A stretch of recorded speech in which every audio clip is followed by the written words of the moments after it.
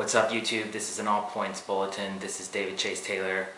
I'm reporting live from Zurich, Switzerland, where I've applied for asylum since the release of my book, The Nuclear Bible. All the evidence that I'm speaking to you today can be seen on truther.org. It's live right now. As many of you know, yesterday was December 7th. It was the 70th anniversary of the surprise Japanese attack, otherwise known as a Jap attack on Pearl Harbor. Today, I'm here to warn you of a PAC attack, a Pakistani attack, false flag terror attack planned for this Saturday, December 10th, 2011, at the Army versus Navy football game at FedEx Field, Landover, Michigan, Washington, D.C. 2 weeks ago, Pakistan was attacked by U.S. and NATO forces. This attack will be a revenge attack. In the last year, I've made two major predictions that both come true. The first one being that the 2011 Super Bowl in Dallas, Texas on February 6, 2011 was going to be a false flag nuclear terror attack. If you go to nuclearbible.com, you can see all the evidence. About 15 different things have happened there in the Super Bowl 45 that have never happened in the previous 44 Super Bowls. Go to nuclearbible.com, check that out. Also, recently I predicted that there would be a false flag assassination attempt on President Obama on 11/11/11, and this would be conducted by the Israeli Mossad. And on that day, a man with an Israel tattooed on his neck was arrested for firing an AK-47 at the White House. This Army-Navy game, we don't know exactly what's going to happen. Obama is scheduled to be there, so we don't know if there's going to be an attack and an assassination at the same time. But I'm just going to briefly go over the evidence. I have on truther.org, we have under dummies, we have a false flag for dummies, false flag terror for dummies. And it's basically a criteria of what needs to happen before and after a false flag terror attack. And this Army-Navy terror attack hits the first five, and the five that would happen after, we have to see what happens. But it's definitely blinking red on all levels. Let's see, like I said, all the links that I'm going to talk about right now, they're in the description of the video and as well live at truther.org. Okay, so Obama is scheduled to attend this Army-Navy football game with other dignitaries and politicians. This is the first time that Washington, D.C. will be hosting this game. It's the 112th Army-Navy game, and it's going to be hosting 91,000 people. It's going to be live Saturday, December 10th, 2:30 Eastern Time on CBS Sports to a nationwide audience, and it's the only game on the college football schedule, so it's sure to be seen by many. There's an article in the Wall Street Journal called "More Than Lies Ahead for Army-Navy Players," and it states that players will soon feel dangers far greater than the triple option. Navy coach stated that there's also a chance they might have to pay the ultimate sacrifice. They'll be in harm's way. That's a reality. I don't know if these are puns or what, but another headline is "Landing Rivals in Olympic Coup for Washington Sports Committee," possibly insinuating there might be a military coup after this. Also, Nike is making the jerseys for the event, and they are outfitting the Navy with undershirts featuring the snake representing the 13 colonies with the script, "Don't tread on me." So that's quite interesting. Obama has hosted the Navy football team twice at the White House in 2009, 2010, and then this year he hosted the Air Force Falcons football team.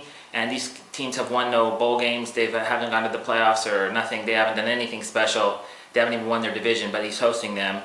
That's curious. Okay, so we have basically since November 30th, 2011, the U.S. Congress and the DHS have basically stated that military people at home, not abroad, at home, military folks in the United States are the biggest threat to terrorism. And basically, they have stated in the first ever commission hearing between Congress and the Department of Homeland Security, it's entitled "Homegrown Terrorism, the Threat to Military Communities Inside the United States."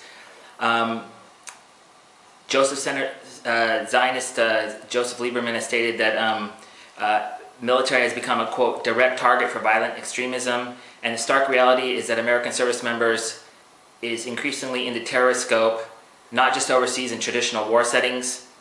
Let's see.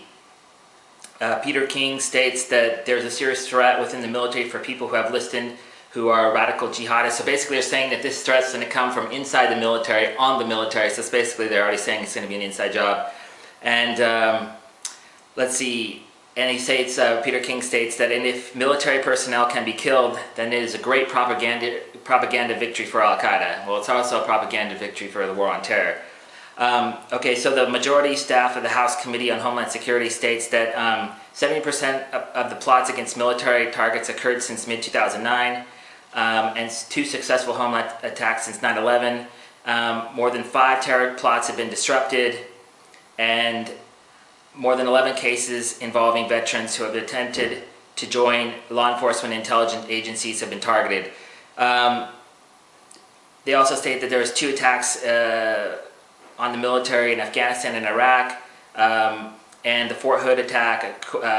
Basically, there's tons of attacks going on the military, and I've listed them all. So I call it military plots, terror plots and patsies. So in 2009, Private Andrew Long was gunned down while he was at a military recruiting center. November 2009, Major Hassan kills 12, injures 31 at Fort Hood. October 2010, Northern Virginia military shootings, series of false flag attacks. June 2011, 2 Islamic extremists from Seattle are arrested for targeting Seattle Military Processing Center. July 2011, Jason Abdo, AWOL soldier, was planning a Fort Hood style attack. October 2011, Michael D. Courtwright swerved a government agent because he saw his uniform allegedly. November 2011, and here it starts to heat up, right as we come up to the game. 4 militarymen, or excuse me, 4 militiamen plotted an attack on federal buildings and federal officers and U.S. politicians from Georgia. Also November of 11, Al-Qaeda sympathizer Jose Pintamel was arrested in New York for planning to attack U.S. military personnel coming home from Iraq and Afghanistan. And December 2011, Joshua Clue was arrested for plotting attacks on police and law enforcement. And December 2011, William Holmes Austin was arrested in connection with making threats on veterans' offices. Okay, so then I go into the terror target Washington D.C. and since September 11th, I have about 11 different incidents basically occurring in Washington D.C., in the greater Washington D.C. area. Basically, the 9/11 attack, the D.C. sniper, the Holocaust Museum shooting, the D.C. shooter, the Pentagon shooter, military buildings shooter, the case I mentioned earlier, and the feds are basically have cited a credible but unconfirmed threat that Washington D.C. may be targeted. There's also a man that was arrested in September 2011 for plotting to blow up the Pentagon and the U.S. Capitol with homemade drones. So they might use a drone attack in the stadium like I predicted for the Super Bowl. Go to nuclearbible.com to check that out. And then on November 11th, a gunman attacks the White House with an AK-47. Then I go into and this is the most important part of this video, is basically I go into the war games and terror drills. So we've had the first ever activation of the emergency alert system, and we've had all these drills, Operation Mountain Guardian, Urban Shield, Operation Focus Lens, and then we have specific disaster drills and NORAD exercises specific to Washington, D.C. So on September 12, 2011, we have the If You See Something, Say Something partnership between the DHS and the state of Maryland. Then on September 28th, we have the Washington, D.C. citywide disaster drill. And here's where it gets interesting. They're preparing for a hurricane, right? But the center of this drill is in RFK Stadium, which is basically the FedEx field. So, which is interesting. And then we have the NORAD Falcon Virgo exercise on October 26, 2011. And this is both civilian and military aircraft flying low at 1,000 feet. So we don't know if they're going to dive a plane into the stadium or whatnot. And then this is really scary. Capitol Shield 2012 is basically 13 hospitals and over 80 federal agencies are planning for a full-scale disaster drill with mass casualty attacks. And each hospital was preparing for 100, so that's at least 1,300. So they're booking on at least 1,300 people dying, maybe 13,000, we don't know.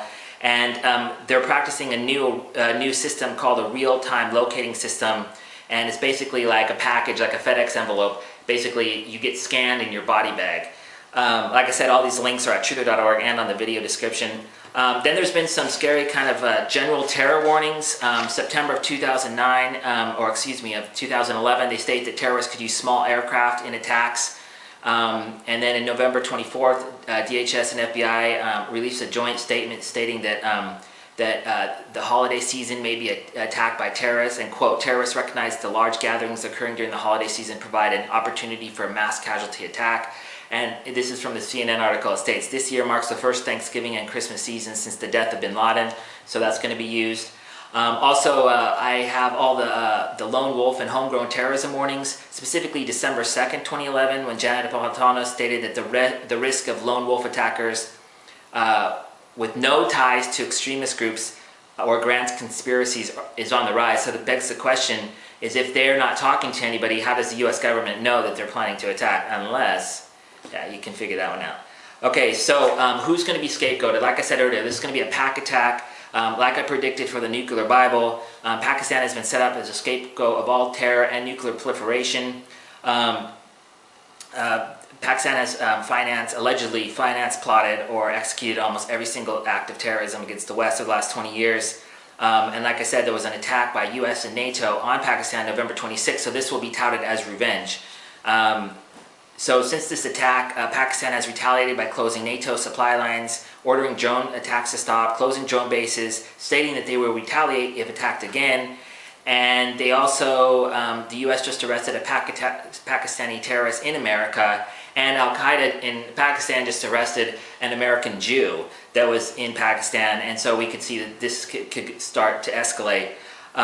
Okay, so on November 24th, 2011, there's 3 nukes reportedly stolen from Oman. So if there's a nuclear attack on the United States, it's going to be blamed on Pakistan, and it'll probably be written up in the media that basically, like, Pakistan used these stolen nukes so that they wouldn't be able to be traced back to Pakistan, because each isotope has like a fingerprint and it can be traced to its origin. And just to really quickly go over, you can look this up on Wikipedia. Just Google or just find Pakistan in the Wikipedia links. You can find the source.